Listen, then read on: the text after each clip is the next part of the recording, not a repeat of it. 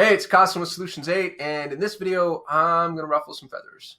I want to talk to you about the type of agency that you should be working with, which, by the way, it's the most important question to answer before you begin interviewing agencies and really building a short list. You want to get a good sense as to who's going to be the best fit for you thematically.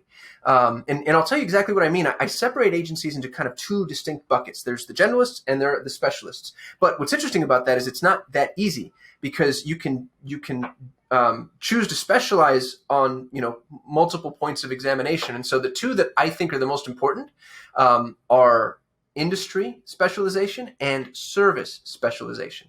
So you can be, a generalist from an industry perspective, or you can be a specialist from an industry perspective. So a specialist, for instance, would say, I only work with Montessori schools, which, by the way, I own an agency that only works with Montessori schools. So we are, as far as that industry is concerned, specialists.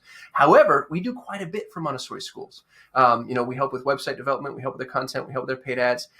So from a service perspective, we're generalists. Now, flip that coin, I also own an agency, which is really my bread and butter. The Montessori school thing's a passion project. I never expected to make any money.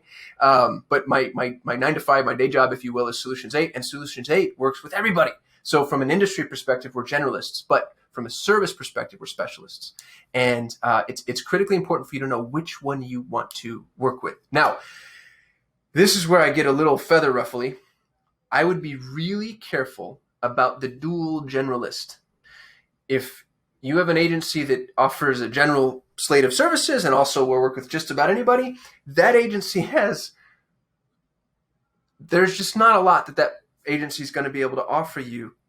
Gosh, forgive me for saying that, because I've got some friends that do that are in that space. Like, there's some people that I know, like, trust, love, and that's their business model. The problem is I disagree with it. And one of my core values is truth. So I'm going to be as honest as I can be. And if you disagree with me, by the way, hit me in the comments. Let's battle it out. It'll be super friendly and loving. But there might be some things that I haven't considered. That said, it's really hard.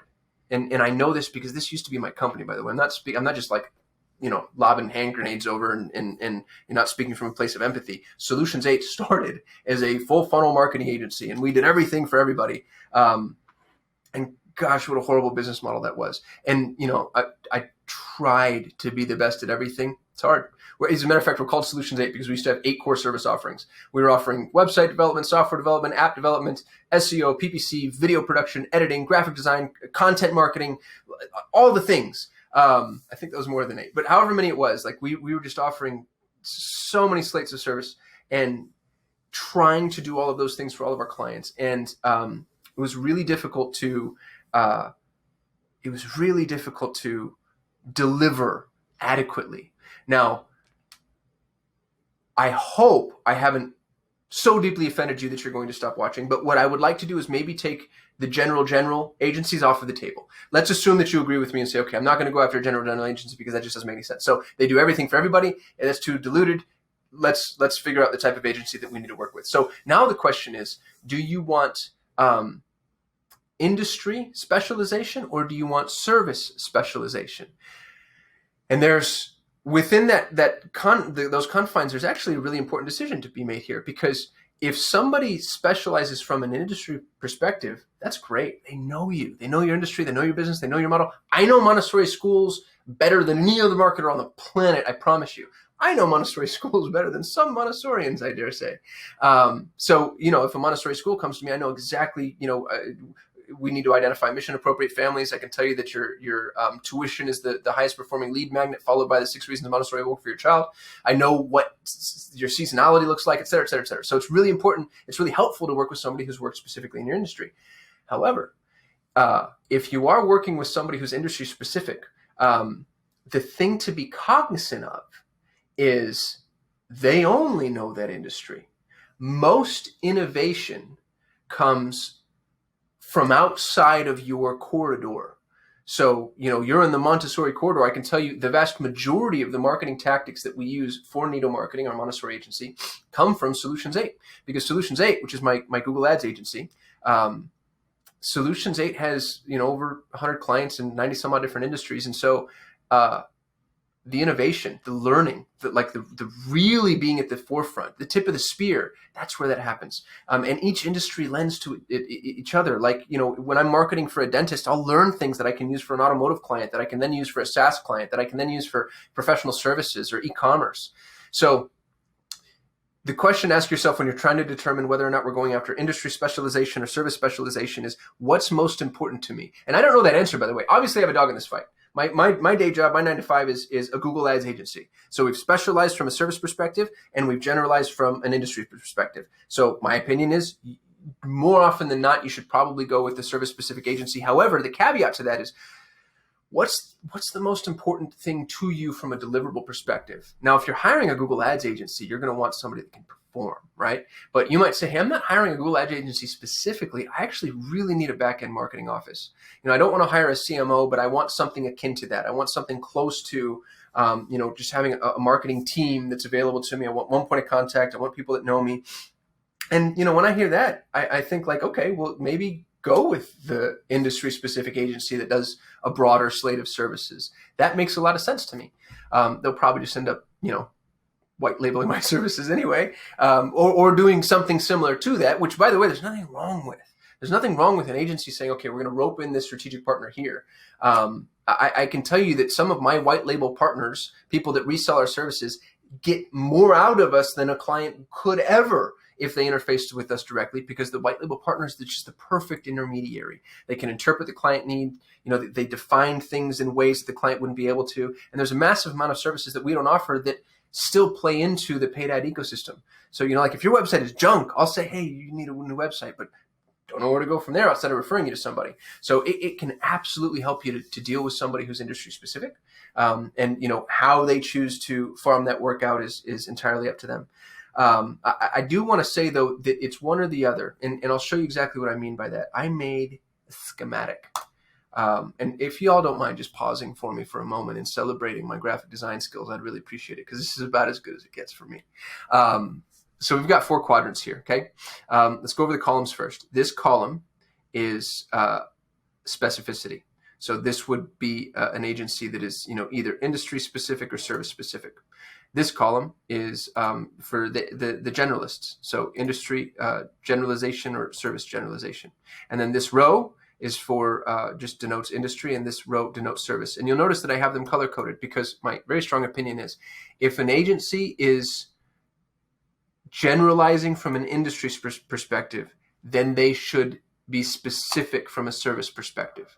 So Solutions 8, my Google Ads agency, is a Google Ads agency that serves everybody.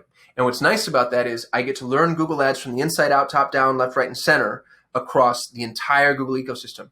And it exposes truths that I could not learn if I was Google Ads specific and I only served accountants.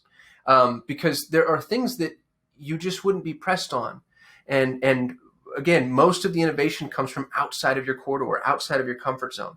So if somebody is industry specific and service specific, they're too myopic in view. They're never going to be able to be at the cutting edge. And to be frank, they're never going to know their service as well as we do, because they only get to use it one way. They've got one tool in the tool belt, and they only use it for one application. And that's going to get real rote and real routine very quickly.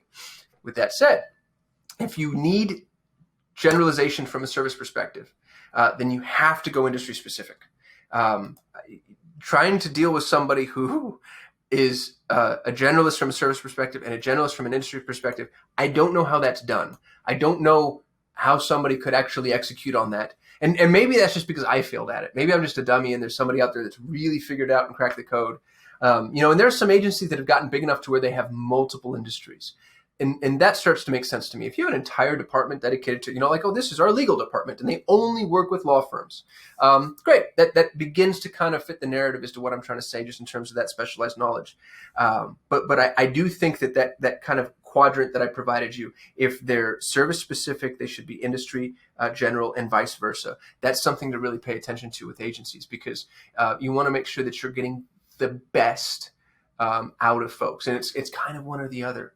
It's really hard to do both. If somebody's too far niche down, then they're never going to be innovative. They're not going to know the cutting edge technology. They're not going to know when new things are released. They're not going to know what adjustments to make. They're not going to see, some of the big impacts coming. I can tell you the automotive space will inform the real estate space, because the automotive space I had the highest performing real estate investment campaign for 7 years, and I can prove that with data. We sold that agency in June of 2019. You've probably heard me say it before if you've watched my videos, but I'm really proud of it. And that's no big deal. I mean, that's no small feat, I should say. Real estate investment is one of the most competitive industries in Google Ads, and we conquered that industry. We owned it, and everybody knew that. Everybody in the space knew exactly who we were. And what was interesting about it is I couldn't have done that if I didn't have all these other clients in all these other industries. Most of the people in the real estate investment space did real estate only. And it was to their disadvantage, because, the automotive space fed the real estate space, because the purchase procedure in automotive and real estate, the mindset, the approach, the way that people tend to engage is actually really similar. But with automotive, it's truncated. The sales timeline is 3 days, where the sales timeline for real estate is 3 months. So the things that happen inside of automotive, I knew were going to happen in real estate just 6 months down the line. And so if a major change happened in the automotive industry, then we'd begin looking at okay, how is this going to impact different industries that we're in? And the same thing applied for real estate. Once we really got to the top and we were at the pinnacle, we were able to take the learning lessons that we earned inside the real estate investment campaign, and then cascade those across other smaller campaigns that just never would have achieved the level of spend that we were spending. And we had campaigns running in close to every single MSA in the United States. That's a big deal. We had a lot of clients that they just never would have benefited from that type of understanding. For instance, I can tell you, oddly, and I don't know, this may not be a ubiquitous truth, but through our real estate investment campaign, we found that people on the West Coast were more likely to convert on a squeeze page than people on the East Coast, who were more likely to loop back around to the root domain. It's really important information to know, but we wouldn't have learned that if I'm just targeting, if I'm working for a dentist in Atlanta, I wouldn't have gotten that split test capability. So those are the learning lessons that you get when you're specialized. And I'd caution you against allowing the agency to dictate terms here. Seek out the agency that is going to work the best for you. So if you're like, look, I need a quarterback, I need somebody that just handles it all, I don't want to worry about it, go find the generalist who specializes in your industry. But if you say, hey, this particular service, I really need Facebook ads done, or I really need LinkedIn prospecting, or I really need Google ads, then go find the best at that thing. But make sure that they have some expansive knowledge from an industry standpoint, because otherwise they're not getting the full scope, the full view. They're not sharpening their saw well enough. So I hope this was well received. I'd really be interested in anybody who disagrees with me. We can have a respectful disagreement. And all that's going to do is just help each other, right? Like, you're going to make me smarter, and teach me things. And so I'd love to make this a two-way conversation. So if you have additional comments, hit me in the comments. Like the video if you enjoyed what it is I had to say. Subscribe if you'd like to hear from me again. I'm shooting a video every single day, and I hope I get to see you tomorrow. Thanks.